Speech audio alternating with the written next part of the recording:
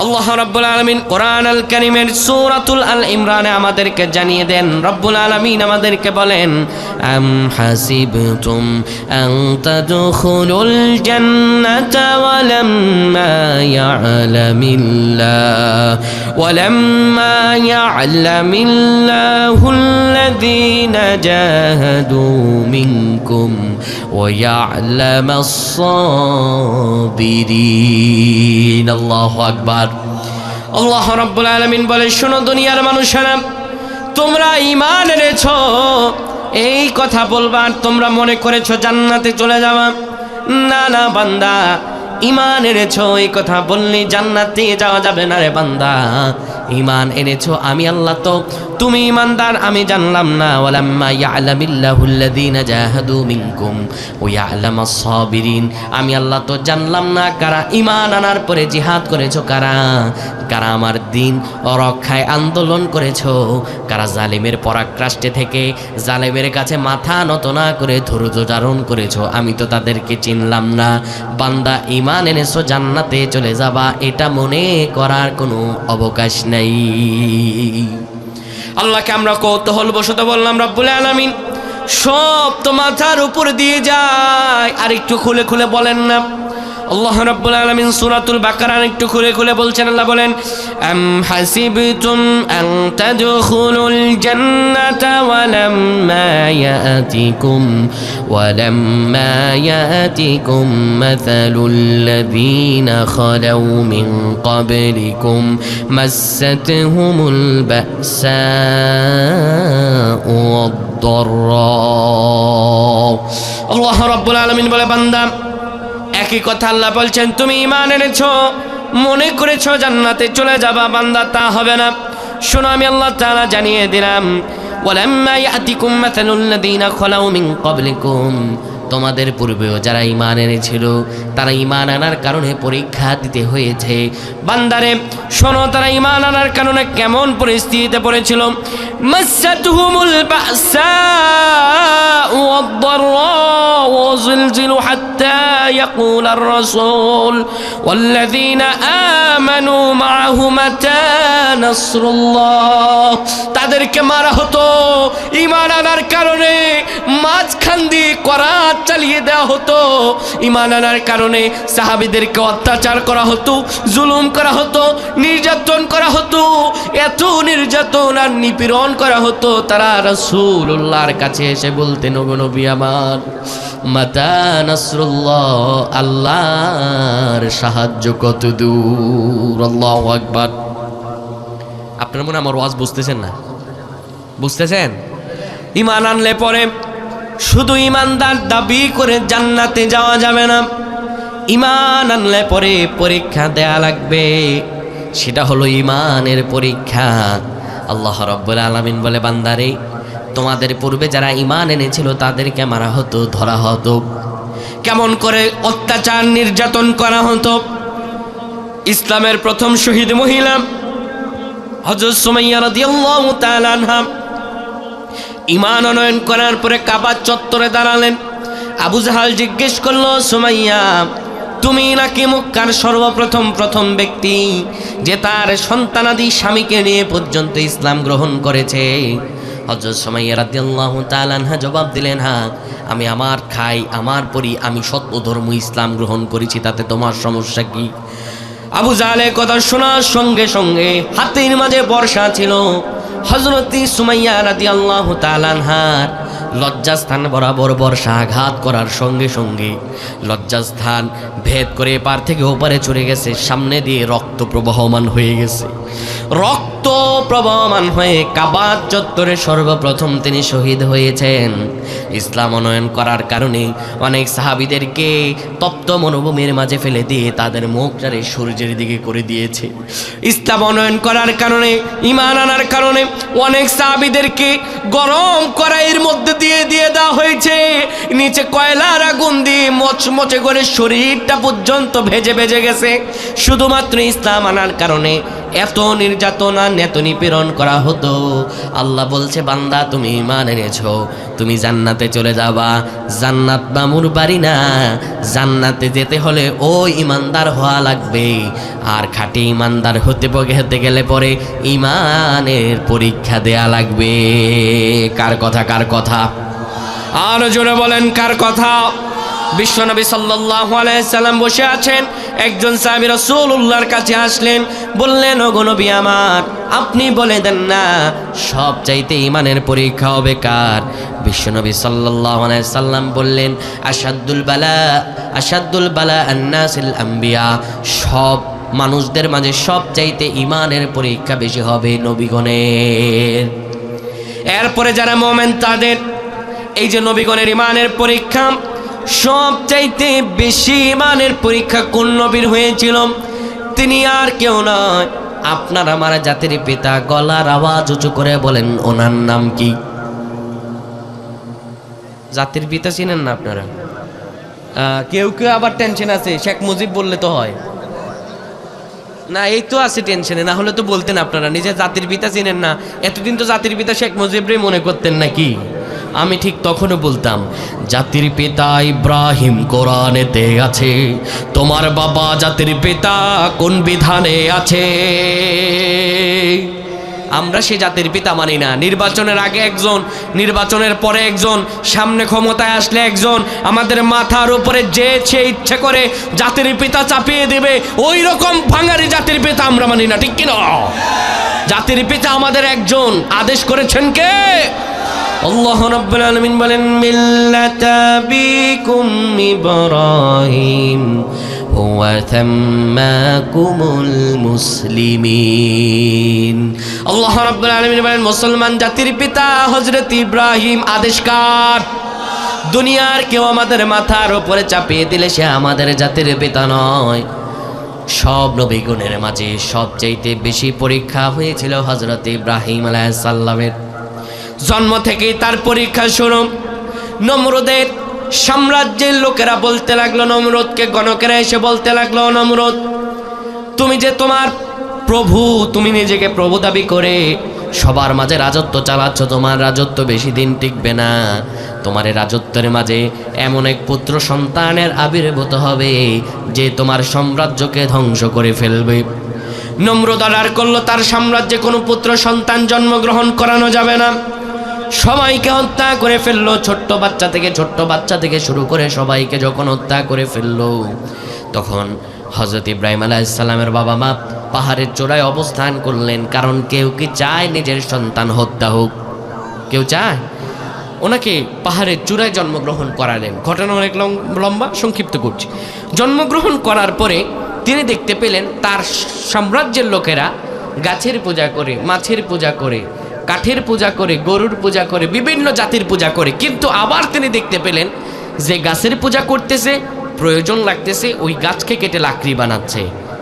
আবার মাছের পূজা করতেছে, মাছকে কেটে আবার প্রয়োজনে খাবার খাচ্ছে। তাহলে যেটাকে প্রয়োজনে ব্যবহৃত হয় ওইটা খোদা না হুদা? হুদা না? ওইটা খোদা হতে পারে? রাতের একদিন গভীরে তিনি আকাশের দিকে তাকালেন। আকাশের দিকে তাকিয়ে তিনি দেখতে পেলেন গোটা আকাশকে আলোকিত করে তারকারাজি উঠেছে। এত সুন্দর তারকারাজি দেখার পরে তিনি অভিভূত হয়ে গেলেন। তিনি বলতে লাগলেন, ফালাম্মা জান্না আলাইহিল লাইলু রাআ কাওকাবা ক্বালা হাযা রাব্বি। তিনি বলতে লাগলেন, এত সুন্দর তারকারাজি যে আকাশে দেখা যায়, আমার রব বোধহয় ওইটা। তিনি বলতে লাগলেন, হাদা রব্বি, এটি আমার রব। দেখবেন অনেক রাত্রিতে তারকা ওঠে, আবার কিছুক্ষণ পরে তারকা চলে যায়। তারকা কিন্তু সারা রাত ব্যাপী অনেক সময় থাকে না। মাঝে মাঝে তারকা দেখা যায়, আবার মাঝে মাঝে দেখা যায় গোটা আকাশ ফকফকা, ঠিক কিনা? কিছুক্ষণ পরে দেখতে পেলেন আর তারকারাজি নাই। তখন তিনি বলে উঠলেন, সঙ্গে সঙ্গে তিনি বলে উঠলেন, ফালাম্মা আফালা ক্বালা লা উহিব্বুল আফিলিন। তিনি বলে উঠলেন, ওই তারকারাজি যেটার কোনো স্থায়িত্ব নাই সেটা আমার রব হতে পারে না, আমি তাকে কোনোদিনও ভালোবাসি না। কারণ রব তো তিনি যিনি কোনোদিনও ছেড়ে যান না, যেটা ছেড়ে যায় সেটা আমাদের রব হতে পারে না, ঠিক কিনা? আমাদের রব তো আল্লাহ, যারে দিনেও চাইলে পায়, রাতেও চাইলে পায়, ঠিক কিনা? আল্লাহ রাব্বুল আলামিন বলেন, ও মোমেন বান্দারা, রাত যখন গভীর হয়ে যায় কোনো মানুষের কাছে প্রয়োজনে হাত পাতে না, কোনো মানুষ কারো কাছে হাত পেতে চায় না, কারো কাছে কখনো কারো কাছে কেউ কোনোদিন ঋণ নিতে আনতে যায় না। রাতের 1-2টা যখন বেজে যায় কোনো মানুষ তখন কারো ডাকে সাড়া দেয় না। আল্লাহ রাব্বুল আলামিন বলেন, বান্দারে মধ্য রজনী যখন হয়ে যায় আমি আল্লাহ তাআলা তখন প্রথম আসমানে অবতরণ করি, আর তোরে আমি ডাকি আর ডাকি বলি, উদউনি আস্তাজিব লাকুম, বান্দা আমার কাছে যাও, যা চাইবা আমি রব আল্লাহ তোমাকে দিয়ে দিব। এই জন্য আল্লাহ রাব্বুল আলামিন বলেন, যারা আমার বান্দা হবে, যারা রহমানের বান্দা হবে, রাতে তারা ঘুমাবে না। তারা কি করবে? তারা আল্লাযীনা ইয়াবিতুনা লিরাব্বিহিম সুজদান ওয়া কিয়ামা, যারা রহমানের বান্দা হবে তারা রাতের আধারে দাঁড়িয়ে যাবে, লম্বা করে দাঁড়িয়ে দাঁড়িয়ে আল্লাহর জন্য কেরাত পড়বে, লম্বা করে সেজদা করবে। কারণ মোমেন বান্দা জানে তার রব আল্লাহ কোনোদিনও ঘুমান না, আল্লাহ তাকে তখনই সাড়া দেন বান্দা যখন তার রবকে ডাকে। সুবহানাল্লাহ। তাহলে রব হন যিনি, ছেড়ে যান না তিনি, ঠিক নয় কি? তিনি বলতে লাগলেন, যেহেতু এই তারকারাজি এই দেখলাম আবার দেখলাম তারকা নাই, তাহলে এই তারকা আমার রব নয়। তারপরে তিনি আবার আকাশের দিকে তাকালেন, ফালাম্মা জান্না আলাইহিল লাইলু রাআ কাওকাবা, তারপরে তিনি আবার যখন চন্দ্র তারকা চলে গেল আবার তিনি আকাশের দিকে তাকিয়ে দেখলেন, ফালাম্মা রাআল কমারা বাযিগান ক্বালা হাদা রাব্বি, তিনি আকাশের দিকে তাকিয়ে দেখলেন তারকারাজির পরে এবার গোটা আকাশকে আলোয় মুখরিত করে উঠেছে। চন্দ্র কি উঠছে? কথা কয় না।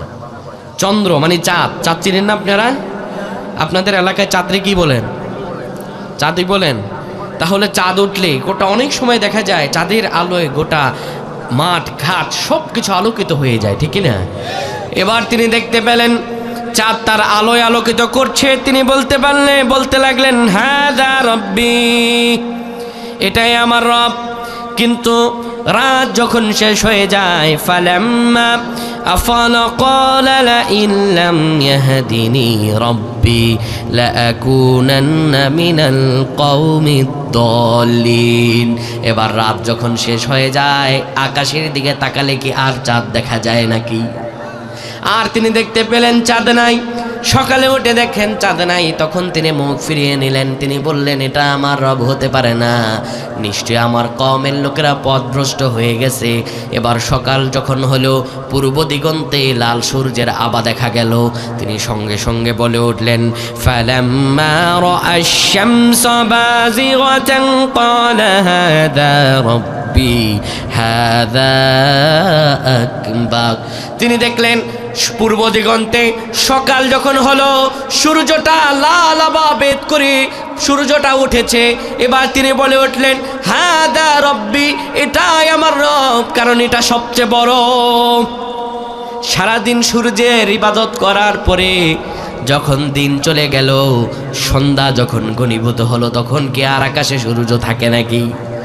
আবার দেখলেন সূর্য নাই।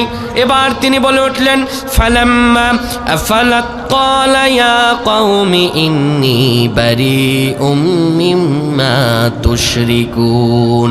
আহারে আমার জাতিরা, আমরা কেমন শিরকের মাঝে আছি।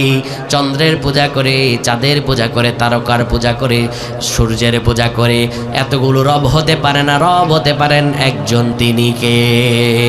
তিনি আল্লাহর দিকে মুখ ফিরিয়ে নিলেন। ইসলাম গ্রহণ করার কারণে আল্লাহকে এত কষ্ট করে আল্লাহকে চিনলেন। চেনার পরে আল্লাহকে যখন চিনেছেন, এবার আল্লাহ রব্বুল আলামিনের ইবাদত তিনি করতে লাগলেন। ইসলাম আনার কারণে, একত্ববাদী খোদার ধর্ম গ্রহণ করার কারণে তিনি বাড়ি ছাড়া হলেন, ঘর ছাড়া হলেন, বা নিজের পিতৃভিটা সব ছাড়া হয়ে ফিলিস্তিনে এসে বসবাস করা শুরু করলেন। আল্লাহ তাআলা প্রথম পরীক্ষা নিলেন, আল্লাহকে চেনাতে গিয়ে তারা পরীক্ষা নিলেন। 2 নম্বর আল্লাহ রব্বুল আলামিন এবার পরীক্ষা নেবেন। তিনি 80 বছর হয়ে গিয়েছে, 2টা বিবি তার। কয়টা বিবি? কথা কন কয়টা বিবি? 2টা বিবি। 80 বছর হয়ে গেছে, কিংবা কোন ঐতিহাসিক বিদগণ বলেছেন 85 বছর হয়ে গেছে ফিলিস্তিনে বসবাস করছেন, বাড়িঘর ছেড়ে ফিলিস্তিনে বসবাস করছেন, কিন্তু সন্তান হচ্ছে না। কি হচ্ছে না বাবা?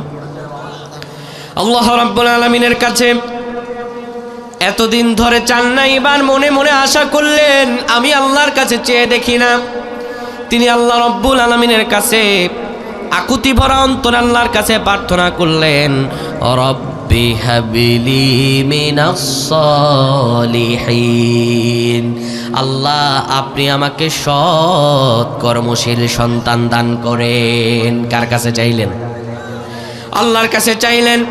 তাহলে সন্তান দেন যিনি, গলার আওয়াজ উঁচু করে বলেন তিনি কে? আরো জোরে বলেন তিনি কে? আল্লাহ ছাড়া সন্তান দেওয়ার ক্ষমতা কারো আছে নাকি? কেউ তো সন্তানের জন্য বাবার দরবারে যায়, বাবা সন্তান দেয় নাকি? ঈমান মানুষ কেমনে হারায়? সূরা হাদীদে আল্লাহ তাআলা বলেন, ওয়ালাকিন্নাকুম ফাতানতুম আনফুসাকুম ওয়া তারাব্বাসতুম। মানুষ ঈমান হারায় এমন পরিস্থিতিতে নিজেকে নিজে ফেলে যেখানে তার ঈমান প্রশ্নবিদ্ধ হয়ে যায়। বাবার দরবারে গিয়ে, খাজার দরবারে গিয়ে, মাজারে গিয়ে সন্তান চায়। ওই মাজারওয়ালা কোনোদিন সন্তান দিতে পারে না। সন্তান দেন যিনি তিনি কে? খাজার দরবারে কোনো দোয়া কবুল হয় নাকি? খাজার দরবার কি চলে? খাজার নামে মাজার গড়ে দেখায় যারা খাজার শান, দিনে করে ভণ্ডামি আর রাত্রে মারে গাজায় টান। ঠিক কিনা? খাজার নামে মাজার গড়ে দেখায় যারা খাজার শান, দিনে করে ভণ্ডামি আর রাত্রে মারে গাজায় টান। দিনে করে ভণ্ডামি আর রাত্রে মারে গাজায় টান। দাড়ি টুপি নাই রে ভাইরে, আছে শুধু চুল, সুন্নতের খবর নাই সে আশেকে রাসূল। ঠিক না? দাড়ি টুপি নাই রে ভাইরে, আছে শুধু চুল, সুন্নতের খবর নাই সে আশেকে রাসূল। মাজারে সারা বেলা চলে ওই গাজার মেলা, মাজারে সারা বেলা চলে ওই গাজার মেলা। আমল সব ধ্বংস হবে, থাকবে না তার ঈমান, দিনে করে ভণ্ডামি আর রাত্রে মারে গাজায় টান। ঠিক কিনা মুসলমান? তাহলে মাজারের সঙ্গে আমাদের কোনো সম্পর্ক? সন্তান দেন যিনি, আওয়াজ উঁচু করে বলেন তিনি কে? কুত্তার যে এতগুলো সওয়াল হয়, কুত্তা চাই কোন মাজারে? হ্যাঁ, কুত্তার কোন মাজারে যাওয়া লাগছে? তাহলে এরা সন্তান দেয় কে? আপনার সন্তান দেবে কে? আল্লাহ। যাদের সন্তান হয় না তারা দোয়াটা মুখস্থ করে নেন, রব্বি হাবলি মিনাস সালিহিন। 85 বছর বয়সে হযরত ইব্রাহিম আলাইহিস সালাম আল্লাহর কাছে সন্তান চাচ্ছেন। আল্লাহ তাআলা 85 বছরেও চাইলে সন্তান দিতে পারেন কি পারেন না? আল্লাহ জানিয়ে দিলেন, ফাবাশশারনাহু বিগুলামিন হালিম। ও ইব্রাহিম, তোমাকে আমি একজন সৎ কর্মশীল সন্তানের সুসংবাদ দিলাম। হযরত ইব্রাহিম আলাইহিস সালামের স্ত্রী সন্তান সম্ভবা হলেন। ওনার 2টা স্ত্রী, একজনের নাম সারা আর একজনের নাম হাজেরা। হযরত হাজেরার ঘরে হযরত ইসমাইল আলাইহিস সালাম গর্ভে যখন আসলেন, এবার দেখবেন যে মায়েদের সন্তান হয় না, কিংবা একটা সন্তান হয়ে নষ্ট হয়ে গেছে, অনেক সাধনার পরে সন্তান পেয়েছে, ওই মা সন্তান পাওয়ার পরে কিন্তু কাউকে জানাতে চায় না, কারণ মানুষের মুখ লাগলে পরেও ক্ষতি হতে পারে, এমন চিন্তাধারা আমাদের আছে না? অনেকেই কিন্তু গোপন করে। হযরত হাজেরা আলাইহিস সালাম বিষয়টা গোপন করলেন সারা আলাইহিস সালামের কাছে। তিনি কোমর বন্ধনী পরলেন। কোমর বন্ধনী বলা হয় এমন কাপড়কে যেটা কোমরের উপর পরে পেট ওচা কি নিচা বোঝা যায় না। তিনি কোমর বন্ধনী পরার পরে এবার সন্তান জন্মগ্রহণ করালেন। হযরত ইব্রাহিম আলাইহিস সালাম সন্তান পাইয়া খুশি আল্লাহর দরবার দোয়া করে, আলহামদুলিল্লাহিল্লাযী আলাল কিবারি ইসমাঈল। সমস্ত প্রশংসা ওই আল্লাহর, যিনি বৃদ্ধ বয়সে আমাকে পুত্র ইসমাঈলকে দিয়েছেন। এবার সন্তান যেহেতু আসছে, সারা আলাইহিস সালামের ঘরে তখনও কোনো সন্তান নাই, আর সন্তান আগত বিষয়টা যেহেতু গোপন, এবার সন্তান বের হওয়ার পরে ওই দুই স্ত্রীর মাঝে ঝামেলা আছে না নাই? এই ঝামেলা আপনারা বুঝবেন কেমন? আপনারা 2 বিয়ে করছেন নাকি? 2 বিয়ে করছে যে সে বুঝে তার জ্বালাটা কি। এখন যেহেতু 2 স্ত্রীর মাঝে ঝামেলা, আমার রব আল্লাহ রব্বুল আলামিন অর্ডার করলেন, ইব্রাহিম রে, স্ত্রী 2 জনকে আর একসাথে রাখার দরকার নাই, আমার অর্ডার, তোমার স্ত্রী এবং নবজাতক সন্তানকে মক্কাতে দিয়ে আসো। চাচা যেমনি হাসি দিছে, চাচা মনে 2 বিয়ে করছো? ভাইরা আমার, বুঝেন ভালো করে, দেখেন আল্লাহর পরীক্ষা কেমন। দুধের সন্তান আর হযরত হাজরা আলাইহিস সালাম। আজকে আমরা যেটা মক্কা শরীফকে দেখি, হারামটা দেখি এত আধুনিক, তখন তত আধুনিক ছিল না। বালুচর আর বালুচর ছিল, তপ্ত মরুভূমি ছিল।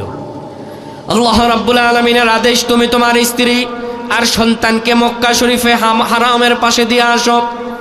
ফিলিস্তিন থেকে হযরত ইব্রাহিম আলাইহিস সালাম দুধের শিশু ইসমাইলকে আর হাজরা আলাইহিস সালামকে ওই মক্কা হারামের পাশে তাদেরকে দিয়ে আসলেন। সাফা আর মারওয়া পাহাড়ের মাঝখানে তাদেরকে রেখে আসলেন। বাবারে বুঝবেন, 85 বছর ধরে কোনো সন্তান নাই, এত বছর পরে সন্তান পাওয়ার পরে আল্লাহর পরীক্ষা শুরু হয়ে গেছে। স্ত্রী আর সন্তানকে রেখে আসো। স্ত্রী আর সন্তানকে রেখে মশকের মধ্যে পানি আর কিছু ফলমূল দিয়ে তিনি চলে আসতেছেন। স্ত্রী পেছন থেকে ডাক দিলেন, ও স্বামী, আপনি যে আমাদের এখানে রেখে যাচ্ছেন, আপনি কি নিজের ইচ্ছায় রেখে যাচ্ছেন নাকি আল্লাহর ইচ্ছায়? এটি 2টি বর্ণনা পাওয়া যায়। হযরত ইব্রাহিম আলাইহিস সালাম একবার শাহাদাত আঙ্গুল উপর দিকে উঁচু করে জানালেন আল্লাহর ইচ্ছায়। আরেকটি বর্ণনায় পাওয়া যায় তিনি বললেন, আমি তোমাদেরকে আল্লাহর ইচ্ছায় রেখে যাচ্ছি। পুত্র আর সন্তানকে, স্ত্রী আর সন্তানকে রেখে এইভাবে চলে যাচ্ছেন। বুকে বড় বেদনা, চোখগুলো দিয়ে টপ টপ করে পানি পড়ে। হযরত হাজরা আলাইহিস সালাম এবার এই কথা শোনার পরে পেছন থেকে আওয়াজ করে বললেন, স্বামী গো আমার, আপনি মোটেও টেনশন করবেন না। আল্লাহ যদি আমাদেরকে এখানে রেখে যেতে বলেন, তাহলে আমার রব আল্লাহ আমাকে ধ্বংস করবেন না। কেমন ইমান! হযরত ইব্রাহিম আলাইহিস সালাম ছুটে চলছেন ফিলিস্তিনের পথে, আর দোয়া করছেন স্ত্রী আর সন্তানদের জন্য। কি দোয়া আল্লাহ তাআলা কোরআনে রেকর্ড করে দিয়েছেন। তিনি বললেন, রব্বানা ইন্নী আসকানতু মিন যুররিয়াতি বিওয়াদিন গায়রি যি যারইন ইনদা বাইতিকাল মুহাররাম রব্বানা লিয়ুকিমুস সালাতা ফাজআল আফইদাতাম মিনান নাসি তাহওয়ি ইলাইহিম। তিনি দোয়া করলেন, রব্বুল আলামিন, আমার দুধের সন্তান আর আমার স্ত্রীটারে আপনার পবিত্র হারামের পাশে রেখে গেলাম। আল্লাহ গো, আপনার কাছে আমার একটাই চাওয়া, ও রব্বুল আলামিন, লিয়ুকিমুস সালাহ, আপনি তাদেরকে নামাজি বানান। সুবহানাল্লাহ। ও রব্বুল আলামিন, ফাজআল আফইদাতাম মিনান নাসি তাহওয়ি ইলাইহিম ওয়ারযুকহুম মিনাত থামারাতি লাআল্লাহুম ইয়াশকুরুন। আল্লাহ, কিছু মানুষকে তাদের প্রতি অনুগ্রহশীল করে দেন, তাদের খাবারের ব্যবস্থা করে দেন, যেন আপনার শুকরগুজারি তারা হয়। পুত্র ইসমাইল আর স্ত্রী হাজেরাকে রেখে এইভাবেই তিনি চলে যাচ্ছেন। এবার যখন মশকে পানি ফুরিয়ে গেছে, মায়ের বোটা থেকে আর দুধ বের হয় না, দুধের শিশু ইসমাইল কান্না করা শুরু করেছেন। কারণ মা খেতে না পারলে তো সন্তানরাও খাওয়ানো যায়, সন্তানকেও খাবার দিতে পারছেন না। কান্না রোনাজারি করেছেন। মা তো সন্তানের কান্না কখনো সহ্য করতে পারেন না। তিনি মাঝামাঝি যখন বালুচরে বসে আছেন, একটু দূরে দেখতেছেন রৌদ্রের তাপে, দেখবেন বালির উপরে যদি রৌদ্র পড়ে, অনেক দূর থেকে দেখা যায় বালির উপরে যেন পানি খেলাধুলা করছে, এমন দেখা যায়। হযরত হাজরা আলাইহিস সালাম দেখতে পাইলেন দূরে কোথাও যেন পানি খেলাধুলা করছে। তিনি দৌড়ে পানির জন্য দৌড়ে গেলেন, কিন্তু গিয়ে দেখলেন সাফা পাহাড়ের কাছে গেলেন, কিন্তু কোনো পানি নাই। আবার সাফা পাহাড়ের এখানে দাঁড়িয়ে দেখলেন মারওয়া পাহাড়ের ওখানে পানির মতো কি যেন খেলাধুলা করছে। দৌড়ে আবার আসলেন, কিন্তু পানি দেখতে পেলেন না। এইভাবে তিনি 7বার তিনি সেখানে রাউন্ড করলেন। আল্লাহ রাব্বুল আলামিন তার সম্মানে এখন যারা হজ করতে যায় সাফা মাররা সাই করা ওনার সম্মানে আল্লাহ তাআলা এটি হাজীদের জন্য নির্দেশ করে দিয়েছেন। দেখবেন হজে গেলে বা উমরায় গেলে সাফা মাররা সাই করা লাগে, ঠিক না? এবার 7টি চক্কর দেওয়ার মধ্য দিয়ে হঠাৎ করে তিনি দেখতে পেলেন হযরত ইসমাঈল আলাইহিস সালামের পায়ের ধাক্কায় পানি বের হয়ে গেছে। আল্লাহু আকবার! পানির নহর দ্বারা বেরিয়ে গেছে। এবার ওই পানির নহর যখন বেরিয়ে গেছে, পানি তো আর থামে না। তিনি কিছু পানি সংগ্রহ করলেন, কিন্তু কিছু পানি ওই মরুভূমির বালিচর ভেদ করে চলে গেল দূর দূরান্তে। সেই দূর দূরান্তে দিয়ে আর আরবের যাযাবররা যাচ্ছিল। যাযাবর বলা হয় যারা মরুভূমিতে অবস্থান করে তারা ওই পানি যেখানে বেশি সেখানে তারা অবস্থান করে। তারা ওই পানির নহর দেখে সেখানে আসতে লাগলো। আর এইদিকে পানি তো থামছে না। হযরত হাজর আলাইহিস সালাম বলে উঠলেন, জামজাম, অর্থাৎ থাম থাম। সঙ্গে সঙ্গে পানি থেমে গেল। আর তিনি পানি সংগ্রহ করলেন। আরবের ওই যাযাবররা এসে বলতে লাগলো, তোমরা কি আমাদেরকে এখান থেকে পানি দিবা নাকি? অর্থাৎ তোমরা তো এই কূপের মালিক। হযরত হাজর আলাইহিস সালাম বললেন, আমি তোমাদেরকে পানি দিতে পারি এক শর্তে, আমাদেরকে এখানে বসবাসের জায়গা করে দিতে হবে এবং আমাদের খাবারের বান্ধব ব্যবস্থা করে দিতে হবে। দেখেন হযরত ইব্রাহিম আলাইহিস সালাম ফেলে গিয়েছিলেন তপ্ত মরুভূমিতে, কোনো মানুষজন নাই। আর আল্লাহর দয়ায় ওনাদের খাবারের ব্যবস্থা হয়ে গেল, ঠিক না? উনি বলেন, তোমাদের পানি দিতে পারি এক শর্তে, এখানে আমাদের থাকার ব্যবস্থা করবা, খাবারের ব্যবস্থা করবা। তারা রাজি হয়ে গেল এবং সেখানে খাবারের ব্যবস্থা করলেন তারা, ঘরের ব্যবস্থা করলেন তারা। তাহলে তপ্ত মরুভূমিতেও কেউ যদি আল্লাহর উপর তাওয়াক্কুল করতে পারে, আল্লাহ তার জন্য খাবারের ব্যবস্থা করে দিতে পারেন কি পারেন না? অনেক দিন পর হয়ে গেল, হযরত ইসমাঈল আলাইহিস সালাম বড় হলেন। আল্লাহ রাব্বুল আলামিন ইচ্ছে করলেন আল্লাহ এবার চূড়ান্ত পরীক্ষা নেবেন। আল্লাহ রাব্বুল আলামিন এবার হযরত ইব্রাহিম আলাইহিস সালামকে বললেন, ইব্রাহিম রে, অনেক দিন তো হয়ে গেল, যাও তোমার পুত্র ইসমাঈলের কাছে চলে যাও। হযরত ইব্রাহিম আলাইহিস সালাম খুশি আনন্দ চিত্তে হযরত ইসমাঈল আলাইহিস সালামের কাছে এসেছেন। তার বয়স 14 কিংবা 15 বছর। এই 14-15 বছর পয়গাম্বরের ছেলে, যেহেতু পয়গাম্বর, আল্লাহর দেয়া অনুপম সৌন্দর্য আর চরিত্র মাধুরী ফুটন্ত গোলাপের মতো সুরভিত হচ্ছিল তখন। তিনি এতদিন পরে বাবারে পাওয়ার পরে একটু বাবার কাছে আসে, আবার দৌড়ে দৌড়ে চলে যায়। আমার প্রাণের ভাইয়েরা বুঝবেন ভালো করে, আপনাদের এখানে যাদের সন্তান আছে ছোট্ট, আর যারা বান্দরবন শহর কিংবা ঢাকা শহরে কাজ করেন, সন্তান জন্ম হওয়ার পরে যারা বিদেশ চলে যায়, অনেক লোক আছে 5-10 বছর পরে আসে, ঠিক কিনা? আসার পরে মা বলে, এটা তোর বাবা। সন্তান দেখবেন 5-10 বছর হয়ে যাওয়ার পরে বাবা পরিচয় পাওয়ার পরে কিন্তু বাবার কোল আর ছাড়ে না। আপনার বিরক্ত হচ্ছেন? শেষ করে দিব ভাই, এই শেষ ফিনিশিং দিয়ে দিচ্ছি। তিনি বলতে লাগলেন, এই যে বাবার কোল আর ছাড়তে পারে না সন্তান। হযরত ইসমাঈল আলাইহিস সালাম এতদিন পরে বাবার গা ধরে ঘুমায়। একদিন তিনি স্বপ্নে দেখতে পেলেন হযরত ইব্রাহিম আলাইহিস সালাম স্বপ্ন দেখছেন। কি দেখেন?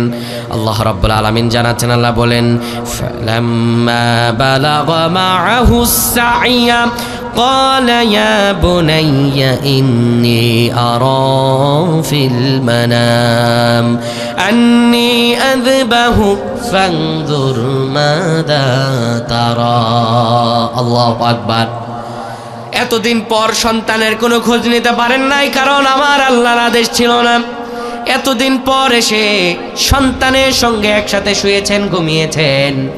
এবার তিনি সন্তানকে, এই বয়স হওয়ার পরে তিনি সন্তানকে ডেকে বললেন, সকালবেলা ওঠার পরে সন্তান দৌড়াদৌড়ি করছে, সন্তানকে ডেকে বললেন, ইয়া বুনাইয়া, আমার কলিজার টুকরা সন্তানের দিকে আসো,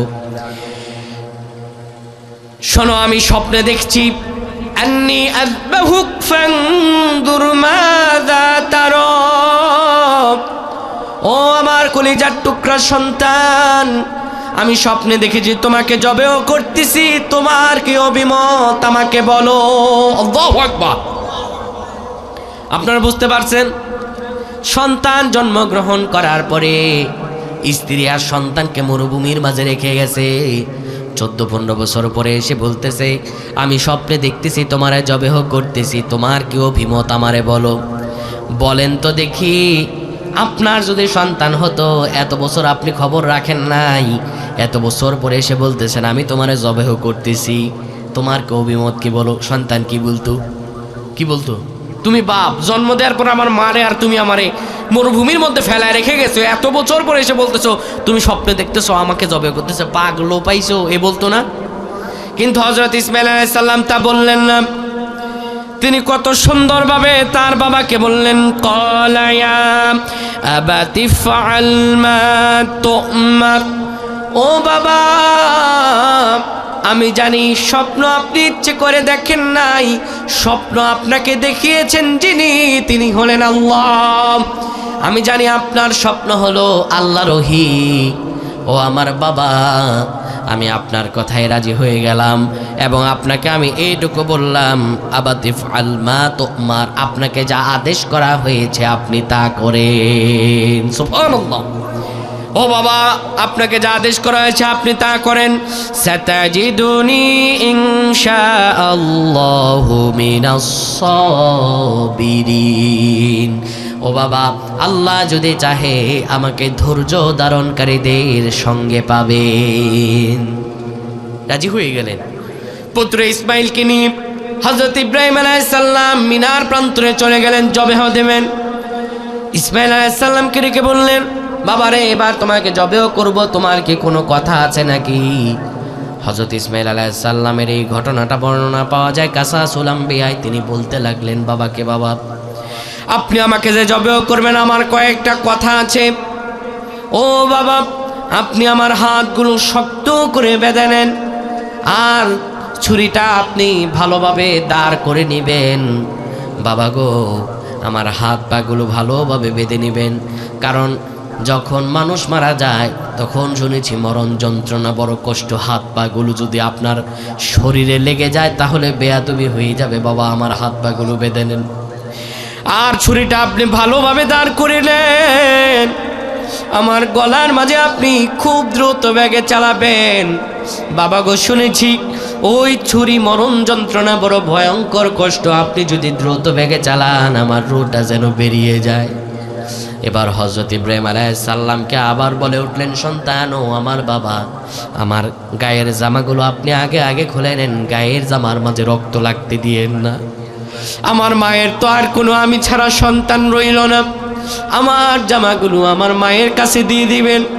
আমার মায়ের যদি আমার কথা বড় মনে হয়, আমার মা যেন আমার কাপড়গুলো জড়িয়ে ধরে কাঁদে। ও বাবা, আপনার শরীরে আমার রক্ত লাগায়েন না। আমার মা যদি আপনার শরীরে আমার রক্ত দেখতে পায় আমার মা বড় কষ্ট পাবে। হযরত ইব্রাহিম আলাইহিস সালাম ইসমাইল আলাইহিস সালামকে বাঁধতে যাবেন, সঙ্গে সঙ্গে তিনি বললেন, বাবা, আমাকে বাঁধবেন না। হযরত ইব্রাহিম আলাইহিস সালাম বললেন, বাবা রে, কেন তোমাকে বাঁধবো না? ইসমাইল আলাইহিস সালাম বলে উঠলেন, বাবা গো, আপনি যদি আমাকে বাঁধেন আর বেঁধে যদি আমাকে জবেহ করেন, এই বাধার কারণে কিয়ামতের দিন আল্লাহ যদি জিজ্ঞেস করে, ইসমাইল রে, আমি আদেশ করেছি তোমাকে জবেহ হওয়ার জন্য, তুমি সেই আদেশে খুশি হও নাই, সেই আদেশে রাজি হও নাই, তাই তোমাকে বেঁধে জবেহ করা লাগছে। আল্লাহ যদি সেই দিন এই প্রশ্ন করে, আমি ইসমাইল আল্লাহর কাছে কি জবাব দেব? কি ইমানের পরীক্ষা তারা দিচ্ছেন। শোয়া দিলেন, বাবা জবেও করবেন। আমার আল্লাহ রাব্বুল আলামিন সব কিছু দেখেন কি দেখেন না? আমার আল্লাহ রাব্বুল আলামিন ডেকে উঠলেন, ওয়ানাদাইনাহু আইয়া ইব্রাহিম। আল্লাহ ডেকে উঠলেন, ও ইব্রাহিম থামো, আর জবেও করা লাগবে না। ইব্রাহিম আমি রব আল্লাহ তাআলা জানিয়ে দিলাম, কদ সাদ্দাকতা রুইয়া ইন্না কাযালিকা নাজিজিল মুহসিনিন।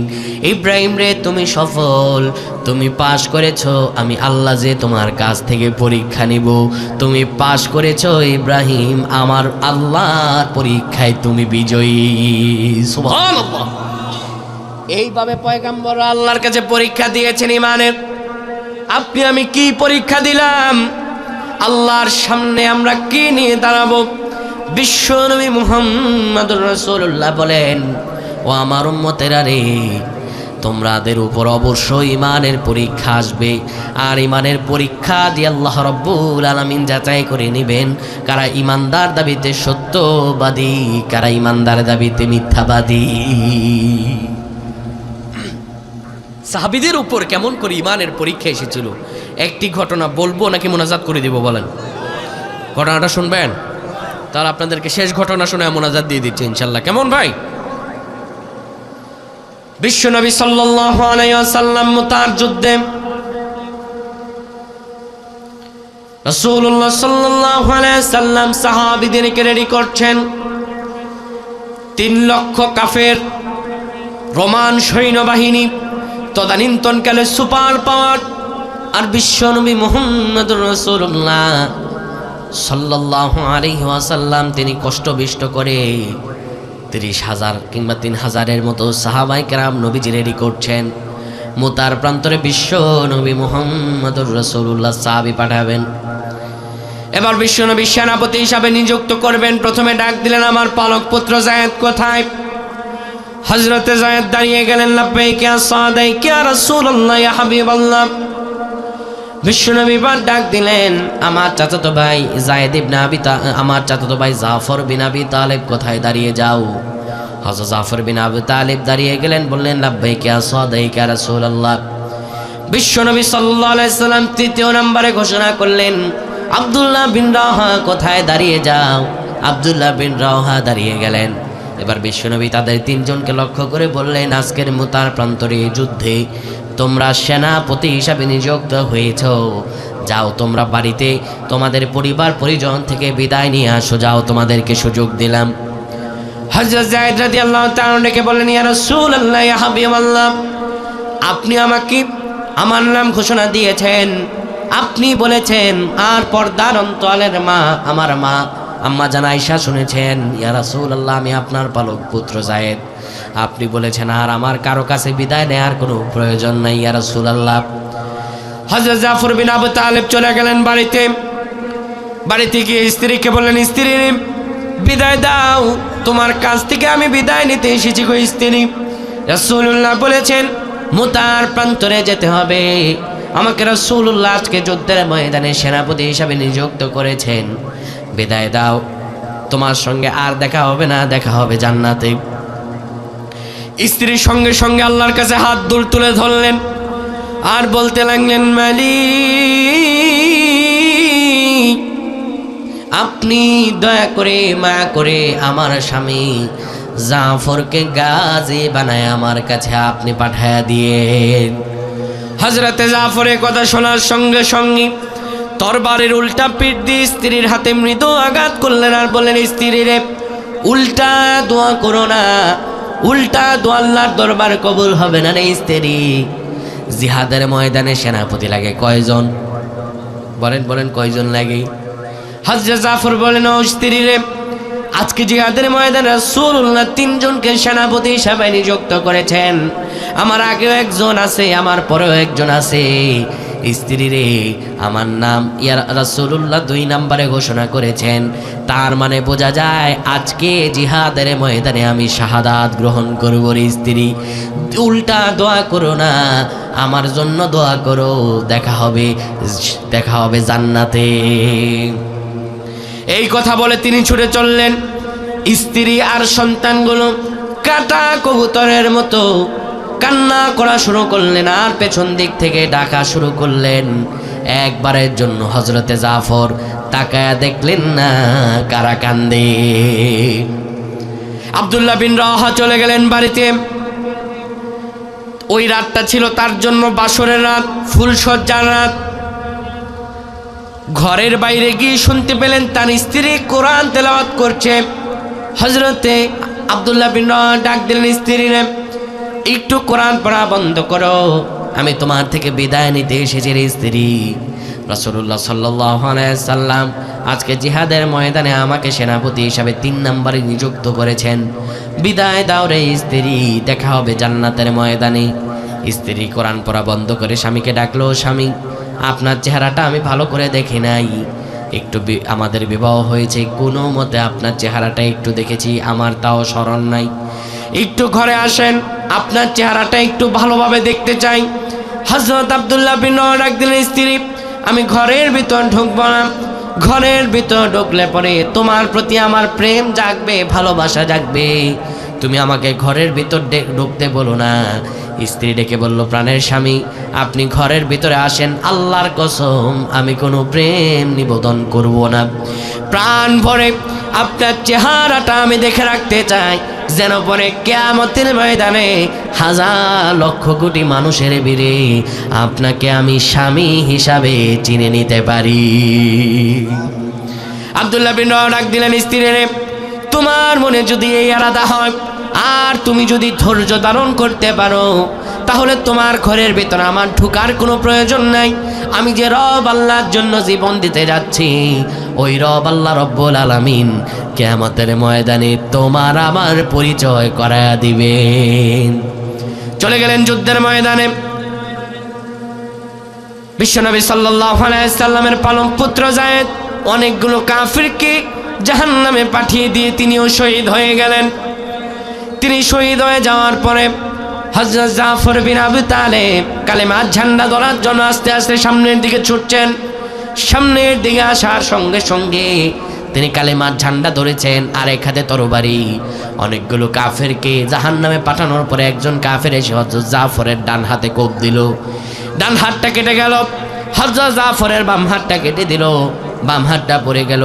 দুই বাহু দিয়ে কালেমার পতাকাকে তিনি জড়িয়ে ধরলেন, সামনের দিকে ছুটছেন। হযরত জাফর রাদিয়াল্লাহু তাআলা আনহু দুইটা পা কেটে তাকে শহীদ করে দেওয়া হলো। পেছনে আব্দুল্লাহ বিন রাওয়াহা, আবু উবাইদা দৌড়াচ্ছেন। তারা দেখলেন কালেমার পতাকা দেখা যায় না, কালেমার পতাকা ধরার জন্য এক এক করে সামনের দিকে ছুটে চলছেন। এবার সামনে যাওয়ার পরে তারা দেখতে পেলেন কালেমার পতাকা উঠতেছে। হযরত আব্দুল্লাহ বিন রাওয়াহা বলতে লাগলেন, কালেমার পতাকা কে ধরলো, কে কালেমার ঝান্ডা ধরলো? অবাক হয়ে গেলেন, কালেমার ঝান্ডা কিভাবে ধরলো? কারণ কালেমার ঝান্ডা ধরার জন্য তো কেউ যায় নাই। এবার তারা যখন সামনে এগোতে লাগলো, আব্দুল্লাহ বিন রাওয়াহা, আবু উবাইদা বলেন, আমরা সামনে গিয়ে দেখতে পেলাম হযরত জাফরের দুই হাত কাটা, পা দুইটা একদিকে পড়ে আছে, দেহটা একদিকে পড়ে আছে, কাটা মাথাটা দিয়া কামড়ায়া কালেমার পতাকাকে উদ্দীর্ণ করে রেখেছে, জমিনে পড়তে দেয় নাই।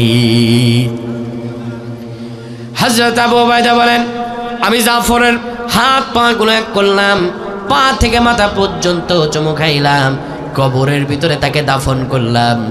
রাতের বেলা ঘুমের মাঝে স্বপ্নে দেখি হযরত জাফর আল্লাহ জান্নাতে ফেরেশতাদের সঙ্গে উড়ে বেড়াতেছে। তিনি এবার জাফর রাদিয়াল্লাহু তাআলাকে বলেন, জাফর তুমি ইসলামের জন্য এত ত্যাগ স্বীকার করলে, কালেমার পতাকাকে জমিনে পড়তে দিলে না, কাটা মাথাটা দিয়ে পর্যন্ত কালেমার পতাকাকে উদ্দীর্ণ করে রেখেছ, আল্লাহ তোমার সঙ্গে কেমন ব্যবহার করেছেন রে জাফর? হযরত জাফর বললেন, ওরে আবু উবাইদা, আল্লাহ আমাকে এত সম্মান দিয়েছেন, আল্লাহ আমাকে বললেন, ও জাফর আর তুমি আমার কাছে কি চাও? আমি বলতে লাগলাম, আল্লাহ গো, এত সম্মান আর এত মর্যাদা তুমি দিয়েছো, তোমার কাছে আর আমার কোনো চাওয়া নাই। আল্লাহ একটা গো চাওয়া, তুমি আমাকে দুনিয়াতে অনেকবার পাঠায়া দাও, আরেকবার যদি দুনিয়াতে যেতে পারি, তোমার দিনের জন্য নিজের জীবনটা আবার তোমার দিনের জন্য আমি শহীদ হয়ে জীবন দিতে চাই। সাহাবীরা এইভাবে ইমানের পরিচয় দিয়েছেন, ইমানের পরীক্ষা উত্তীর্ণ হয়ে আল্লাহর প্রিয় পাত্র হয়েছেন। বাবারে আমার, আপনার আমার উপরে ইমানের পরীক্ষা আসবে। আল্লাহ কাউকে সম্পদ দিয়ে ইমানের পরীক্ষা করেন, আবার সম্পদ না দিয়ে ইমানের পরীক্ষা করেন। জীবনের প্রতি পদে পদে আল্লাহ রাব্বুল আলামিন ইমানের পরীক্ষা করেন। ওই ইমানের পরীক্ষার মধ্য দিয়ে খাঁটি ইমানদার হয়ে আল্লাহ জান্নাতে যাওয়া লাগবে। আল্লাহ রাব্বুল আলামিনের কাছে সব সময় আল্লাহর কাছে দোয়া করবেন, রব্বুল আলামিন আপনি আমাদের ঈমানকে পরিপূর্ণ করেন, আপনি আমাদেরকে জান্নাত নসিব করেন। ঈমানদার হতে গেলে পরে ঈমানের পরীক্ষা দেয়া ছাড়া অন্য কোনো আর পথ নাই। আল্লাহ জানিয়ে দিয়েছেন, ওয়ালাম্মা ইয়ালামিল্লাহুল্লাযীনা জাহাদু মিনকুম ওয়া ইয়ালামাস সাবিরিন। আমি আল্লাহ তো জানলাম না কারা ঈমানের পরীক্ষা দিতে গিয়ে জিহাদ করেছো, নিজের জীবনকে বিলিয়ে দিয়েছো। তাহলে ঈমানের পরীক্ষা দিয়ে আমরা সকলে জান্নাতে যেতে চাই, রাজি আছেন তো সবাই?